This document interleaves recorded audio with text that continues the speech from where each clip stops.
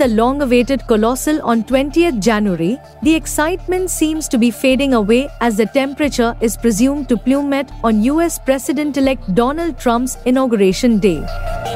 As per reports, several of the day's planned events have been moved to Capital One Arena in downtown Washington, D.C., a sports venue that holds only 20,000 people. Taking to social media on 17th January, Donald Trump announced that the arena would be open for those wishing to view his inauguration ceremony, which traditionally takes place in front of the US Capitol but will now take place inside the congressional complex. This will be an unprecedented event in 40 years that the American presidential inaugural ceremonies will not be held on the steps of the US Capitol but indoors.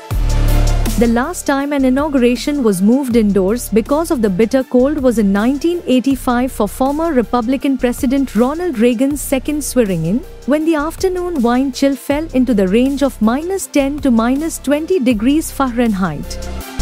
The forecast for Washington on Monday puts temperatures at the time of Trump's swearing-in at around 19 degrees Fahrenheit and will feel even colder with wind chill. The chilly winter has also forced organizers to scrap a planned parade down Pennsylvania Avenue of military regiments, school marching bands, floats and citizens groups which will now take place at Capital One. On the eve of the inauguration, Trump is set to hold a campaign-style Make America Great Again victory rally at the Capital One Arena. The developments raise a big question: will only 20,000 people watch Donald Trump being crowned for the second time?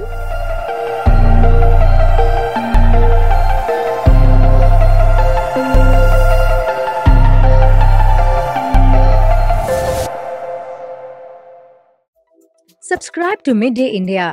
Get direct notifications on all our videos by clicking on the bell icon.